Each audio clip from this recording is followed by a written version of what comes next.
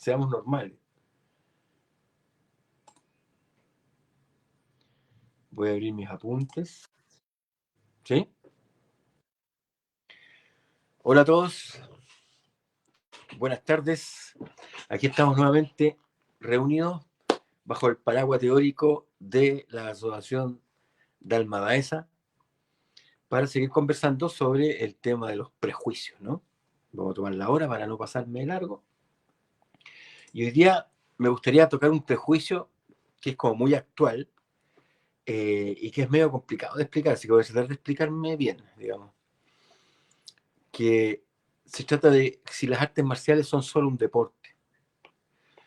En capítulos anteriores habíamos conversado que habíamos separado, ¿no es cierto?, las técnicas marciales de las artes marciales, y las artes marciales, digamos, las habíamos orientado como preocupadas de la tradición, ¿no es cierto?, de los protocolos, tradiciones, etcétera, ¿no es cierto? Y las técnicas solamente de la cosa efectiva y todo lo demás. Entonces aquí también vamos a tener que hacer una división, porque vamos a decir que por un lado las artes marciales las vamos a considerar solamente las asiáticas, ¿ya? Vamos a decir que las artes marciales, como las entendemos ahora en Occidente, son las artes marciales asiáticas, y que los deportes son los que se practican en las Olimpiadas y lo que se hace, ¿no es cierto?, en los colegios como una especie de juego. En realidad, la comparación entre las artes marciales y el deporte es una comparación falsa, es una falacia. Porque en realidad, el deporte, si uno lo rastrea desde los Juegos originales, ¿no es cierto?, los Juegos Olímpicos, de Olimpia, como lo explicábamos antes, ¿no es cierto?, representan las artes marciales, el atletismo representa las artes marciales tradicionales griegas. La lucha grecorromana, la esgrima, la equitación, el atletismo en general, son todas pruebas de habilidades o capacidades marciales que utilizaba el ciudadano griego, como lo explicamos en algún momento. Entonces, la raíz originaria de los deportes modernos occidentales son artes marciales tradicionales antiguas. Lo que pasa es que esas artes marciales tradicionales antiguas, su función original no ha trascendido en el tiempo. O sea, nadie lanza un martillo, una bala de estas deportivas, digamos. Nadie lanza un disco o anda tirando flechas como función militar, no. Pues eso fue quedando en el tiempo, como explicamos de alguna vez la semana pasada. Las artes, digamos, propiamente bélicas fueron cambiando, fueron desarrollándose y fueron modificando, ¿no es cierto?, la forma de hacer la guerra. Por eso el hóplita griego pasó al falangista macedónico, después el falangista macedónico pasó al legionario romano, del legionario romano pasó a la caballería medieval, después de la caballería medieval vino el Renacimiento con la introducción de las armas de fuego. Entonces, la función específica de las artes marciales tradicionales occidentales se perdieron hace mucho tiempo. Y como se perdieron hace mucho tiempo y se dejaron de usar hace mucho tiempo para la función que fueron creadas, que eran como artes marciales, que era la función bélica, entonces sucedió que se mantuvieron como tradiciones, como expresiones culturales, como juegos entretenidos, ¿ya? O sea, han llegado a nuestros días las artes marciales tradicionales, que explicamos la semana pasada, las occidentales cuáles eran, han llegado a nuestros días como especies de juegos, ¿no es cierto? Entonces el deporte, la idea del deporte es como la idea de juego. Eso por una parte. Por otra parte está el concepto mismo. Cuando los griegos, que fueron los que inventaron los juegos, hablaban de juegos, hablaban en serio. O sea, los juegos se hacían para recordar a los antepasados. Los juegos se hacían para alabar a los dioses. Los juegos se hacían cuando moría alguna persona relevante para su funeral. O sea, los juegos, en el concepto original griego, no era una cuestión de niños o una cuestión superficial o secundaria. Era una cuestión trascendente. Tenía que ver con los funerales, con los dioses, con los antepasados. Lo que pasa es que con el tiempo también el concepto de juego se va modificando. Entonces, así como se modificó la función militar de las artes marciales originales, también el concepto de juego fue, digamos, con el tiempo y con los procesos civilizatorios naturales de Occidente, se fue, por decirlo así, fue perdiendo sustancia la idea de juego. ¿ya? Hasta convertirse en lo que entendemos hoy día por juego, algo para entretenerse, secundario, insustancial, infantil, etc. Pero ese no es el origen. El origen de la idea de juego y el origen de las artes marciales tradicionales, occidentales, están muy vinculadas o se han trascendido a través de la idea del deporte. Por tanto, en realidad, si uno tomara la raíz del deporte, la raíz de los deportes, que están en Grecia, obviamente, las raíces de los deportes, y las raíces del concepto de juego, que se han reeditado a partir de fines del siglo XIX y siguen muy populares hoy día a través de la Olimpiada, que viene a resucitar ese espíritu original. Entonces, nosotros deberíamos decir en realidad que el deporte es lo mismo que las artes marciales en el caso oriental. Si nosotros definimos a las artes marciales orientales como procesos de desarrollo personal, en origen los deportes también tenían esa razón de ser. ¿Se acuerdan cuando hablamos del ciudadano, no? El ciudadano que se cultiva a sí mismo para ser bello física y moralmente, pero también para cumplir con su deber cívico, etcétera, etcétera, etcétera, para ser un buen ciudadano, para ser un hombre virtuoso, etcétera, o un caballero noble, etcétera, etcétera, etcétera. Bueno, esa era la razón de ser original de los ejercicios de las artes marciales tradicionales en Occidente. Y ha llegado hasta nuestros días como deporte. ¿Por qué como deporte? Porque ya no tienen función bélica, que era la original, pero ya no la tienen. Han conservado el espíritu, que es lo mismo que le sucedió a las artes marciales orientales. Las artes marciales orientales originalmente también se usaron para la guerra mucho tiempo, etcétera. Sin embargo, tenían un contenido espiritual de fondo. Y ese contenido espiritual y pedagógico es el que ha trascendido. ¿Por qué? Porque el samurái ya no existe, porque el Shaolin ya no existe, el ninja ya no existe, esas cosas ya no existen tampoco. Entonces, las artes marciales orientales también han tenido que adaptarse. Y por eso no tiene nada de raro, que el judo, por ejemplo, muy tempranamente, en los años 50, 60, se haya incorporado a las Olimpiadas como un arte marcial oriental. No es nada extraño que el taekwondo en el año 2000 se haya incorporado a las Olimpiadas como un arte marcial oriental, porque básicamente en el deporte que está plasmado ahí en las Olimpiadas está el juego en serio. Cuando hablamos de las Olimpiadas, hablamos de juego, pero hablamos de juego en serio. Esa gente es profesional. No va a jugar en las Olimpiadas, a jugar como el concepto infantil que todos tenemos. Va a probarse en serio, que era la idea original de juego en Grecia. Y por tanto los deportes que se ponen en juego en las Olimpiadas son deportes que trascienden la mera idea de juego para buscar en sus raíces el sentido original que era de arte marcial, ¿no es cierto? De respeto a los ancestros, de respeto a los antepasados, de respeto a los dioses.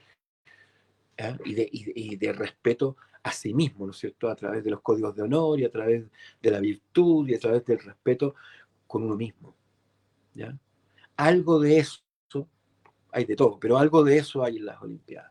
Entonces, por eso no tiene nada extraño que las artes marciales como el judo y el taekwondo se hayan incorporado a las Olimpiadas. Y ahora futuramente, seguramente también el karate y el wushu chino también se querrán incorporar a las Olimpiadas. No tiene nada de extraño. ¿Por qué? Porque no hay ninguna contradicción entre deporte y artes marciales. Y aquí yo voy a hacer una pequeña crítica, porque de repente, por ejemplo, voy a usar una crítica que hace Inazo Nitobe, que en 1905 escribió el libro del Código del Bushido, el primer libro que se escribió sobre el tema del Código del Bushido para Occidente, porque lo escribió para los anglosajones, no lo escribió para nosotros, lo escribió para los anglosajones.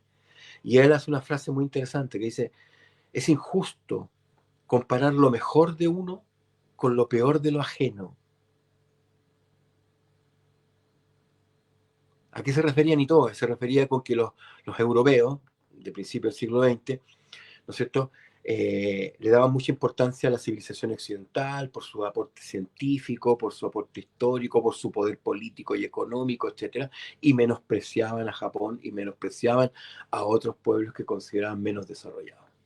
Entonces, cuando comparaban al caballero medieval con el samurái perdía porque el caballero medieval venía de Alemania, de Inglaterra, de Francia, ¿no es cierto? Países desarrollados, poderosos, potencias. En cambio, el samurái era eh, un personaje de segundo orden de un pueblo atrasado. Esa era la idea a principios del siglo XX. Después cambió, pero esa era la idea al principio del siglo XX. Entonces, Inazo Nitobe, cuando escribe el Código del Bushido y trata de hablarle a los anglosajones y explicarles que el guerrero samurái está al mismo nivel que los caballeros medievales. Cuando trata de hacer esa explicación, él dice esta crítica, que es muy buena. Comparar lo mejor de uno mismo con lo peor de lo ajeno es un acto injusto. ¿Ya? Y aquí pasa lo mismo.